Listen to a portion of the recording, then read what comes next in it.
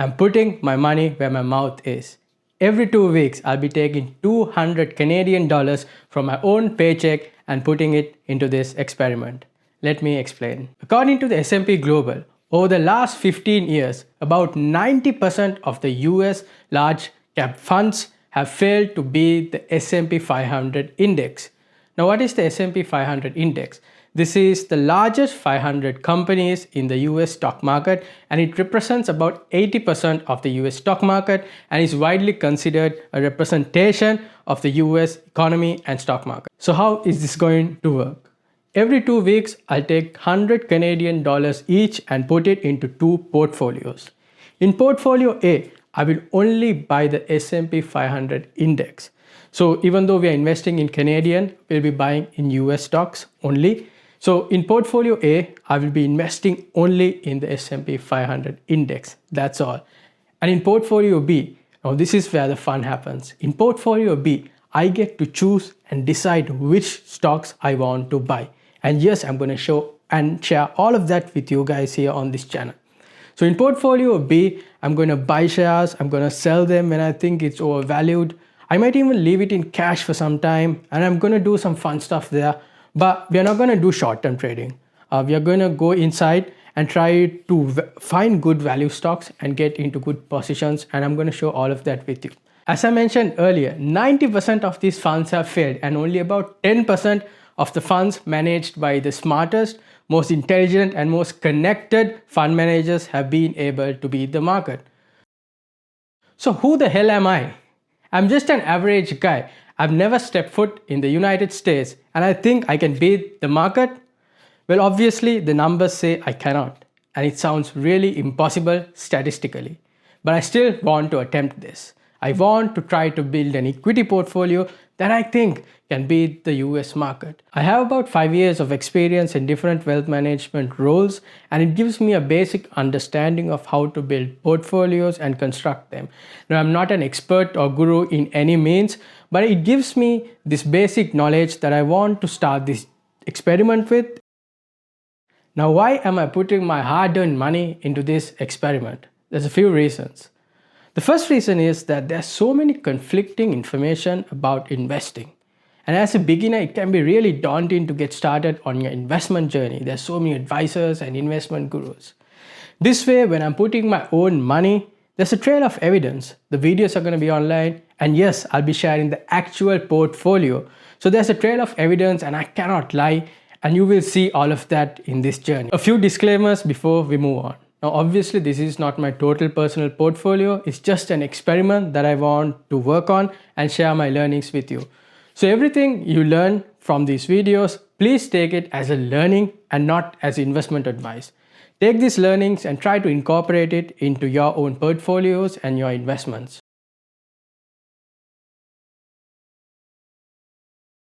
Hey guys, so welcome to the spreadsheet. I promise to make it more glamorous in the future. I was really short of time. So let's walk through it. So 10th of July is when I actually started the experiment. Two portfolios, portfolio A and B. Again, portfolio A is where we buy the S&P 500 index only, and portfolio B is where I get to do whatever I want with equities. So week one, I did 2 buys. Unfortunately, I did it for $90. Going forward, it's going to be for $100. But for some reason, I bought it for $90.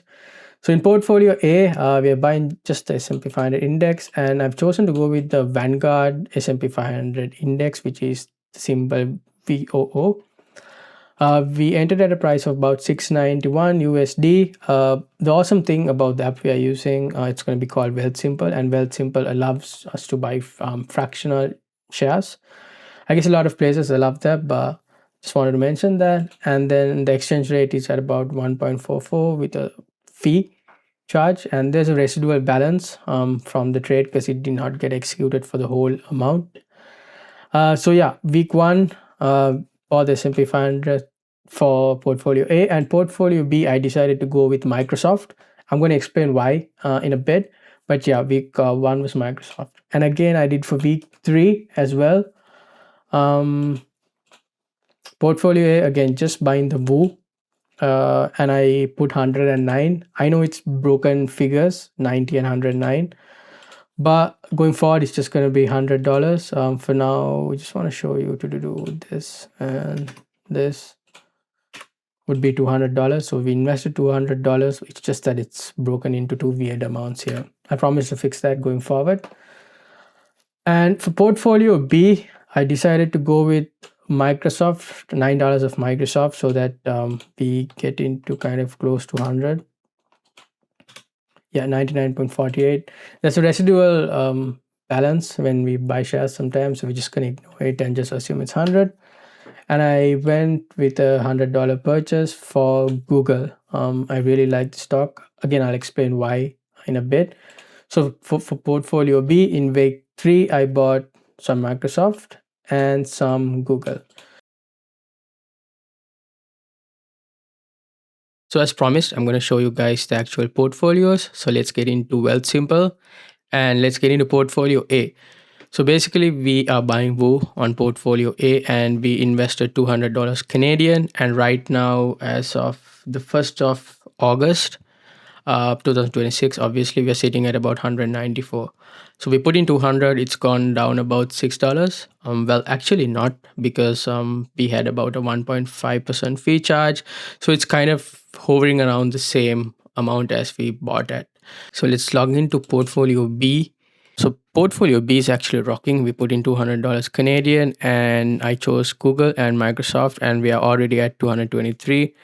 Again, this was a timing thing. If I started the experiment a week later or a week after, obviously, we wouldn't have got this gain. But it's just a timing thing. We got kind of lucky. So portfolio B is already up $23. So which is amazing. $13 coming off Microsoft and about $7 coming off Google. So both great companies. I'm kind of annoyed that it took off so fast, because I really might get these same two stocks for the next week's picks. But anyway, we're off to a good start. I'm really happy. Obviously, this is a timing thing, a luck thing. It's not from my divine selection that we got here. It's a luck thing, but again, two great stocks. And I'll get into the reasoning of why we bought them now. This week I'll keep it really simple because it's the first video, it's the introduction video of the series. Later on I'll get into more detailed, but again, detailed but beginner friendly reasons why I got into these two stocks. So Microsoft was at an all-time high of about 555. We got in at an average price of about 388, which I think is awesome, which is a 30% discount from the all-time high. It's currently trading at 22.7 times price to earnings PE, which is again 30% below its 10-year median of about 32. Alphabet is Google. All-time high is at about 402. Our average cost is about 321, which is a discount of about 22%. Price to earnings is at 16, which is crazy, right? And it's 42% below the 10-year median of about 27.6. So I think it's a great value purchase. So the main reason why these two stocks are really down is that they are spending heavily on AI. They are investing heavily on AI, and investors are worried that they will not be able to get a gain, or if investors are worried they won't be able to recoup their money in the near future. So that's why there's a huge sell-off in both these stocks, but I think they have amazing fundamentals. Both the businesses are very strong. I mean, Microsoft controls the enterprise market, right? I mean, if you work in a corporate job in a medium to large size company, they all use Microsoft. So to get out of Microsoft is really hard, and any AI tools that will be integrated should be able to work with Microsoft, right? And that's another reason I really wanted to get into it. Yeah, they might be overspending on AI, but I trust them to kind of get the call right. Same with Google. They're doing amazing, but they've gone crazy on the AI spending again. Why investors are selling. Before I wrap it up, I just want to say thank you for joining. I hope this series does well, because it's going to be an exciting one. I'm really excited to share the stuff I learned with you guys. So again, consider subscribing to the newsletter, and I'll see you on the next one.